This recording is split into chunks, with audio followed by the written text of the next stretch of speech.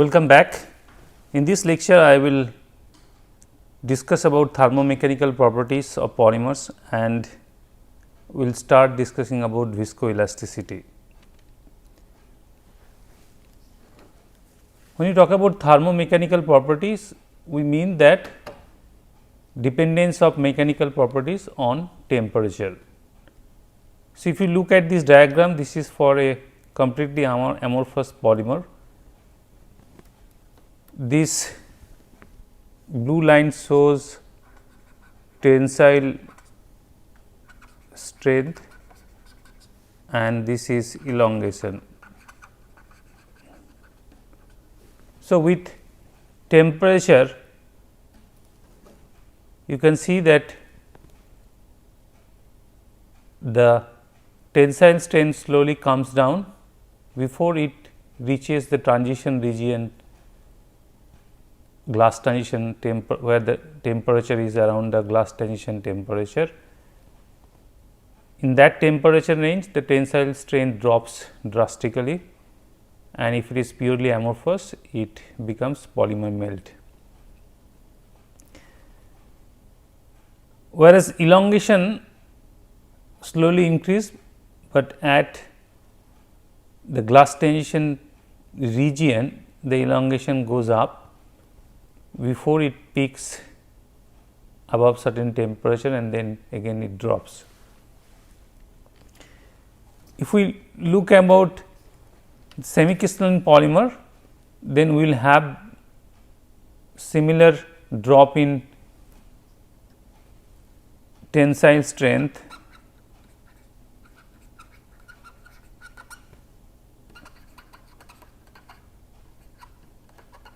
elongation. So, in this case also we will have some drop in tensile strength around Tg and we will have increase in elongation value around Tg, but because it has also crystalline regions, the decrease in tensile strength will not be that high as in case of 100% amorphous polymers. Of course, this drop will depend on the extent of crystallinity present in the sample. Just before the Tg, just before the Tm melting point, this region is basically where the flow happens. The flow in this region, the flow happens and the tensile strength drop drastically and above the melting point the polymer becomes like a molten solution.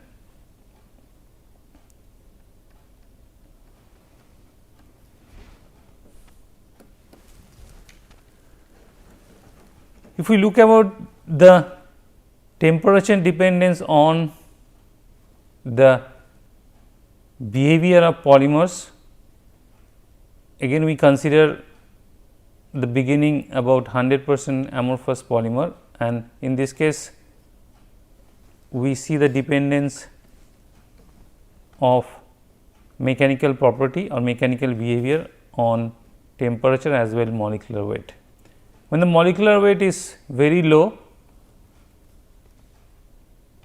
the transition happens from a rigid glass to mobile liquid above the glass transition temperature.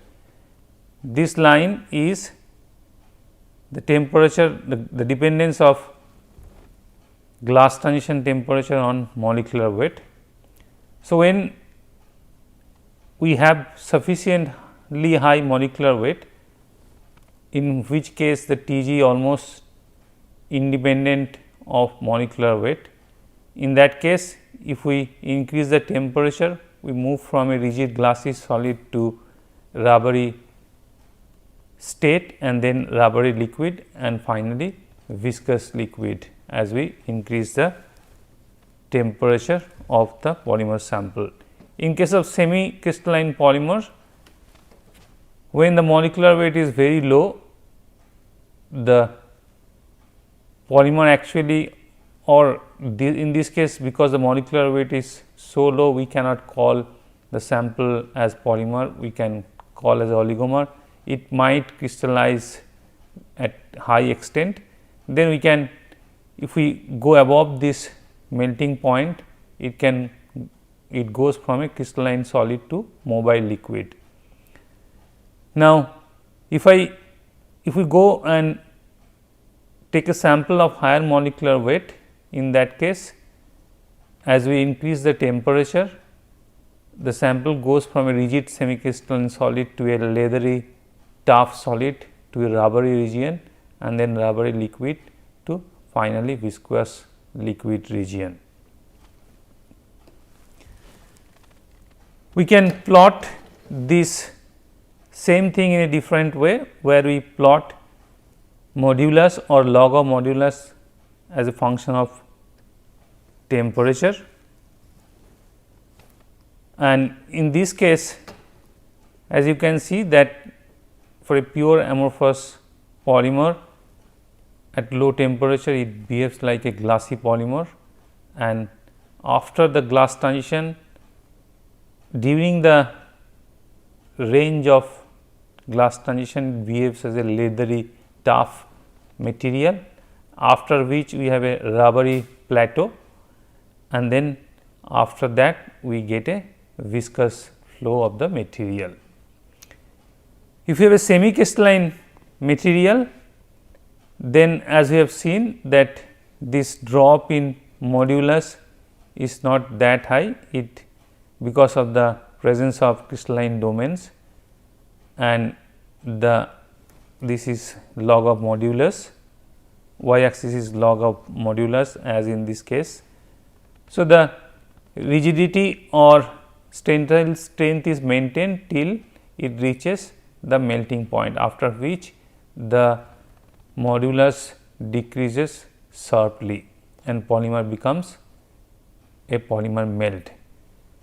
If we have a cross linked polymer, then after the rubbery region there is no further decrease in modulus, it remains little elevated. The log of modulus value or modulus value remains little elevated, because the flow of the polymer molecule is restricted because of presence of the cross link between the polymer chains. So, whereas for a linear amorphous polymer, the modulus will come down drastically after Tm. For a cross link material, it will remain slightly elevated, and obviously as the cross linking density increases, this might even go up.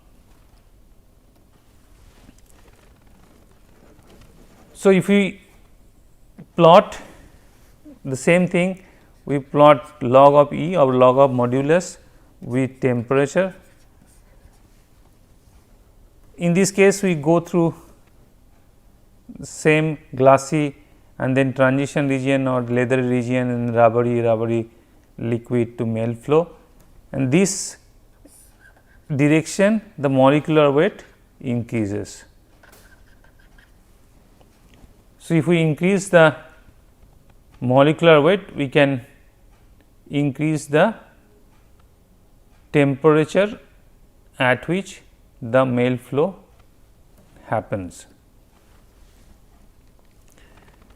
In case of cross linked system, as I was discussing in last slide, that for cross linked system, this drop in modulus is arrested depending upon the extent of cross link. If it is lightly cross link, then it will be the value of log E will come down and it will be remain little elevated, whereas if it is highly cross linked, then the value of log E or the modulus will be quite high. So, in this direction we are increasing the cross linking density. So, as we increase, we are increasing the cross linking density. Similarly, we can also discuss about the crystallinity, effect of crystallinity on modulus or stiffness.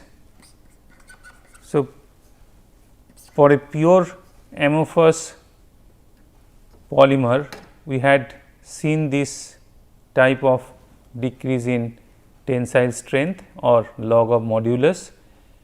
If we increase or introduce some crystallinity, then the graph will shift like this, as we can seen earlier for semi crystalline polymers, and more the crystallinity, it will move toward this side. So, this is the direction we are increasing crystallinity.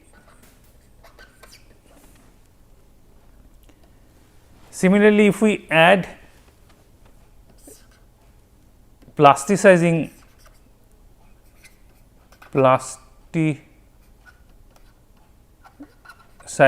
agent or plasticizers, if we increase the concentration of plasticizers in polymer matrix, then the Tg goes down. As a result, we get similar sort of curves of modulus versus temperature, but because in presence of plasticizing agents or plasticizers, the Tg goes down. So, you can see this graph actually move to lower temperature. So, if we want to decrease the Tg of a material or a polymeric material, we can add plasticizing agents or plasticizer.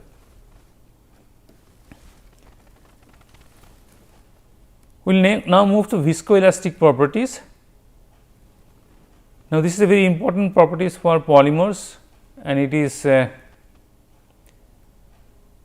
based on the fact that polymers have both elastic and viscous behavior, which depends on the time and temperature. That means, depending upon how fast the polymer is deformed and what is the temperature of deformation, polymer may behave dominantly as elastic solid or it may behave dominantly as viscous liquid. We will have more discussion on that from next slide. Before we go to polymeric system, let us talk about ideal elastic solid. If we apply a constant load or a stress, in this case we are just applying a load to maintain, or we basically are applying a strain here, and the required amount of stress is followed in this experiment. So, in this case, for a pure or perfect ideal elastic solid, we get a linear relations between stress and strain, and they are related by this equation where E is elastic modulus, and this equation is called Hooke's law, and this type of solid is called Hookean solids. Now, if you look at the temperature dependence of this material under load, for example, if this is the time T1, if we apply a strain, then we can have a corresponding stress immediately, or if you can think other way, if we apply some load, the sample will immediately strain without any delay. Now, as long as the stress is maintained in the sample, the strain will also remain at the same value, but the moment say at T2 this stress is removed, the sample will come back to the original dimension. So, the strain will be 0. So, in this case stress and strain exactly follow each other without any delay, and this type of materials are ideal solid, ideal elastic solid, and they follow Hooke's law. Next we will move to ideal viscous liquid. In this case again, if we apply a load and follow the stress, in that case as soon as the stress is applied, the material will strain, and in this particular case of ideal viscous liquid, there is a linear relationship between strain rate, rate of straining with stress. Remember we talked about strain versus stress linear relationship in case of ideal elastic solid, but in this case we are talking about a linear relationship between stress and rate of strain. Sometimes this is written as epsilon with a dot on the top of the symbol. So, in this case the stress is related to, this is the strain rate, this is epsilon is strain. So, this is rate of strain, and this law is called Newton's law, and eta is the viscosity of the material. So, in this case ideal viscous liquid, stress is linearly related to strain rate and the proportionally constant is viscosity. Now, how does the temperature, time dependent behavior for this type of material? You can see in this case, say for example, at time 1, as the stress is applied, the material will slowly deform at a steady rate and reach a particular value depending upon what is the value of stress. But as say for T2, for example, at time T2, if we release the stress, then the material will not come back to the original dimension, it will remain as deformed without coming back or without restoring this strain at all, which means the deformation caused by the applied stress is permanent, and this type of behavior happens for ideal viscous liquid, and we call Newtonians a liquid in this case. Now, in case of polymers, depending upon the time of deformation and the temperature, the polymer actually behaves in between this ideal elastic solid and ideal viscous liquid, and we call that behavior as viscoelastic behavior. So, viscoelastic behavior, as I mentioned, this behavior is observed by most of the polymer, and it is in between a perfect elastic and a perfect viscous material. At high temperature and at high strain rate polymer demonstrate elastic behavior. Now, what is flow? What is viscosity? Viscosity is movement of molecules past each other. Now, if the polymer molecules, the sample containing polymer has to show a viscous behavior, then the polymer chains has to move past each other. Now, as we have discussed many times earlier as well, that the polymers in melt are entangled with each other having large molecular weight. Now, if we are deforming at a very fast rate or the temperature is low, so that the polymer chains do not have any mobility, then what happens? The polymer chains cannot move past each other and it cannot show any viscous behavior, rather it show a elastic solid type behavior where there is no movement of molecules past each other. So, at high strain rate there is not enough time for polymer molecules to move around, and at low temperature there is not enough mobility of the polymer chains to move around. Hence, in this case polymer demonstrate elastic behavior.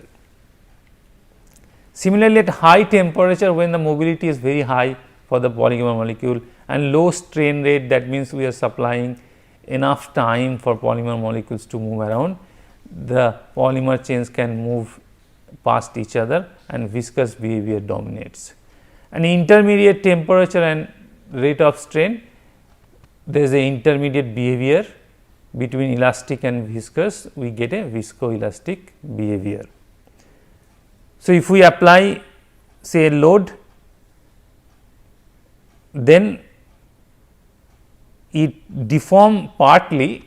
If it was a perfect elastic solid, probably it would have deformed immediately to a higher extent, but because it is a viscoelastic, it partly deformed immediately and deformation continues till we apply the load,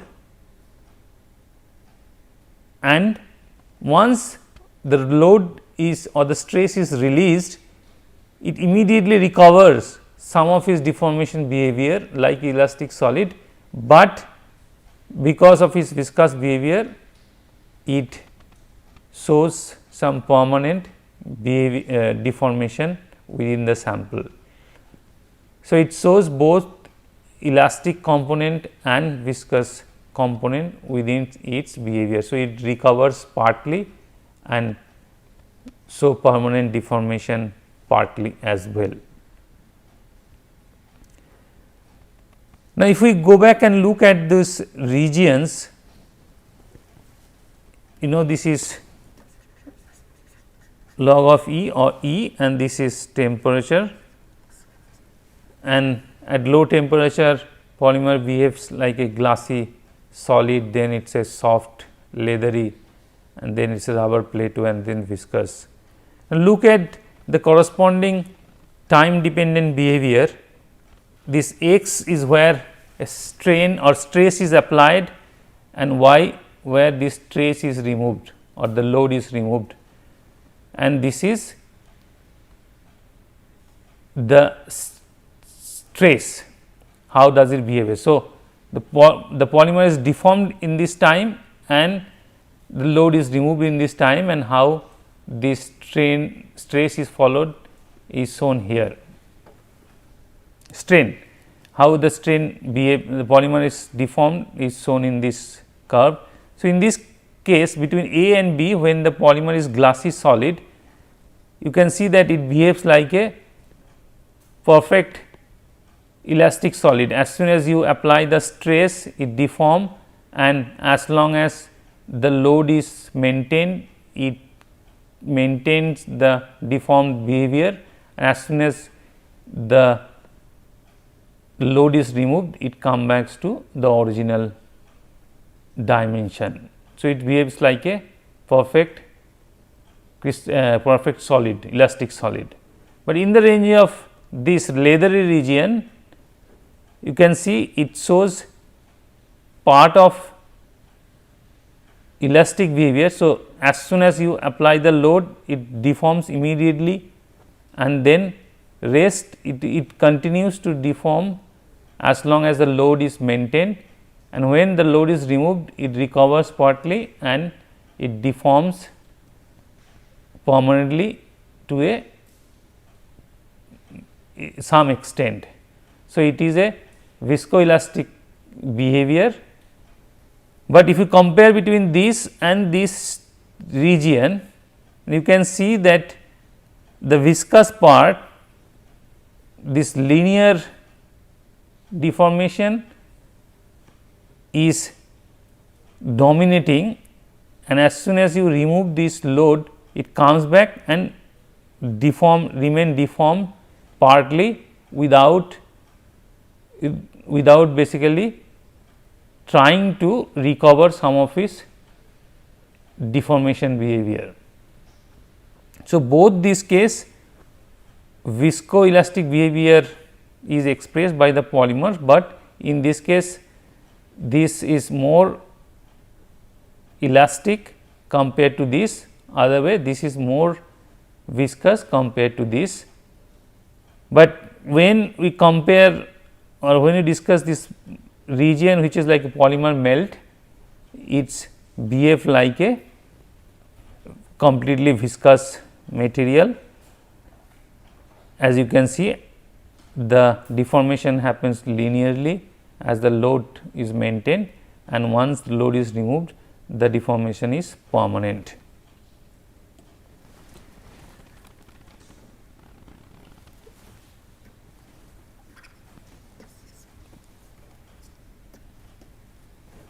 You can see the deformation behavior of polymers is time and temperature dependent. So, if we see that the stress strain plots vary with the temperature at which we are doing the measurement or which strain rate we are doing the measurement.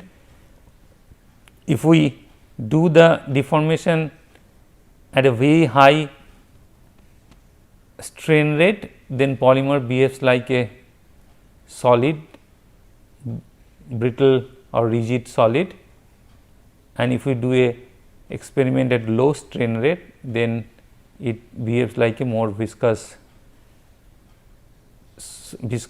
sample, and if we increase the temperature, then the extent of viscous behavior goes up.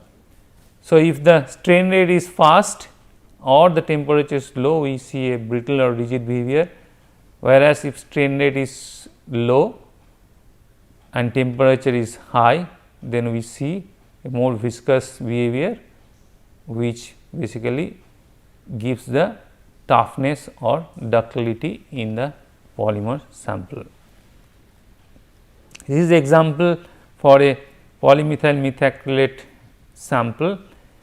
You can see that in this case the deformation is done at 3 different strain rate, where this has the highest strain rate and this is the lowest strain rate, and in this case this shows more elastic behavior compared to at a lower strain rate. Similarly, if we see the plots at different temperature, you can see that at high temperature it behaves more like a viscous material. So, it can be elongated longer time, and it shows ductile behavior, and the energy, the area under the curves also increases. So, toughness also increases, whereas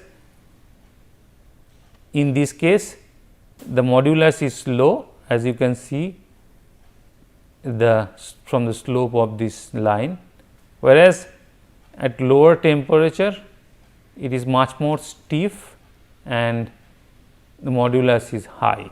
Now, remember once again, I have mentioned this earlier also, as the temperature is low, the polymer chains are frozen, they cannot move past each other, hence they behave like a solid, elastic solid.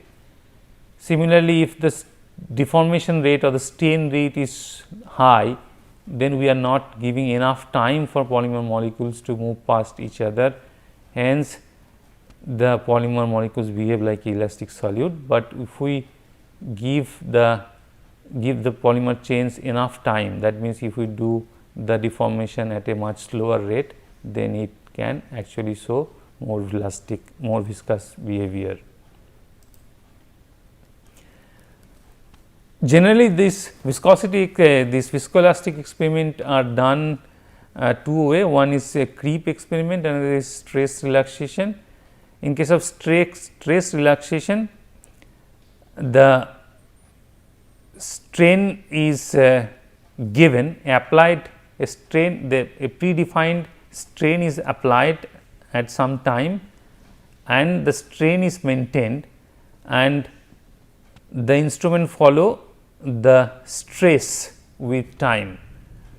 So, at some time a certain strain is applied which is maintained with time, but the instrument follows how the stress is changing with time, keeping the strain same. So, this experiment called stress relaxation. Stress relaxation studies the effect of step change in strain on stress. Reverse is creep, where we apply a predefined stress and continue that stress with time, and then we follow how the deformation or strain behavior happens with time. So, in creep studies, the effect of a step change in stress on strain. In next lecture, I will talk about the quantitative aspect of viscoelastic behavior, and we will start dynamic mechanical analysis.